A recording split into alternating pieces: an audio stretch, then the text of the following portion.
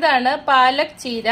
North Indian ഡിഷായ palak പനീറിന് ഈ ചീരയാണ് ഉപയോഗിക്കുന്നത്. നമുക്കിന്ന് ഒരു ആലു പാലക് ഒരു കറി ഉണ്ടാക്കി നോക്കാം. അതായത് ഉരുളക്കിഴങ്ങും ഈ ചീരയും ഉപയോഗിച്ച് നമുക്കിന്നൊരു കറി ഉണ്ടാക്കാം. ഞാൻ ഇവിടെ ഒരു ഉരുളക്കിഴങ്ങ് എടുത്തിട്ടുണ്ട്. അത് ചെറിയ ചെറിയ പീസായിട്ട് അരിയണം. അതിനെ നമുക്ക് വറുത്തെടുക്കാം. ഉരുളക്കിഴങ്ങ് ഞാൻ വറുത്ത് കോരിയതാണിത്. ജീരകം 1 ടീസ്പൂൺ, 1 തക്കാളി, 2-3 വെളുത്തുള്ളി കുഞ്ഞായിട്ട് അരിഞ്ഞത്, 2 പച്ചമുളക്, 1 സവാള ഉള്ളി ചെറുതായി അരിഞ്ഞത്, ഒരു ചെറിയ കഷ്ണം ഇഞ്ചി അരിഞ്ഞത്. ഇത്രയും നമുക്ക് വഴറ്റിയെടുക്കാം.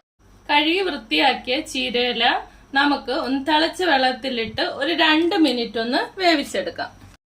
2 മിനിറ്റ് വെന്ത് കഴിഞ്ഞ് നമുക്ക് ഈ ഇല ഒരു പാത്രത്തിലേക്ക് മാറ്റാം. ഈ ചീരയിലേക്ക് നമുക്ക് കുറച്ച് തണുത്ത വെള്ളം ഒഴിച്ചു വെക്കാം. അതിന്റെ കളറ് പോകാതിരിക്കാൻ വേണ്ടിയാണ് നമ്മളിങ്ങനെ ചെയ്യുന്നത്. ഇത് ആറിയതിനു ശേഷം നമുക്ക് ഇതെല്ലാം മിക്സിയുടെ ജാറിലൊന്ന് അടിച്ചെടുക്കാം. ഇതിന്റെ കൂടെ തന്നെ നമ്മൾ വഴറ്റി വെച്ചിരുന്ന സവാളയും ഇഞ്ചിയും തക്കാളിയൊക്കെ അത് നമുക്ക് ഇതിന്റെ കൂടെ ചേർക്കാം. നമുക്ക് എണ്ണ ഒഴിക്കാം. ചൂടായ എണ്ണയിലേക്ക് അല്പം ജീരകം ഇടാം.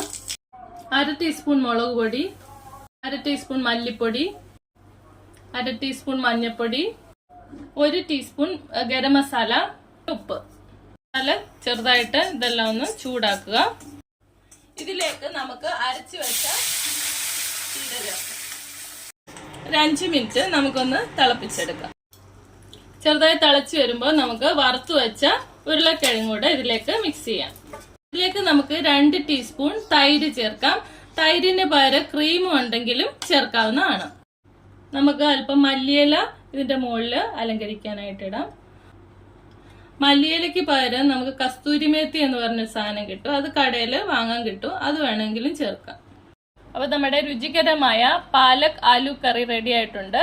ഇത് നമുക്ക് പനീർ ഉപയോഗിച്ചാൽ ആലു വറുത്ത് ചേർക്കുന്ന പോലെ തന്നെ പനീർ വറുത്ത് ചേർക്കാവുന്നതാണ്. എല്ലാവരും ഒന്ന് ട്രൈ ചെയ്ത് നോക്കുക.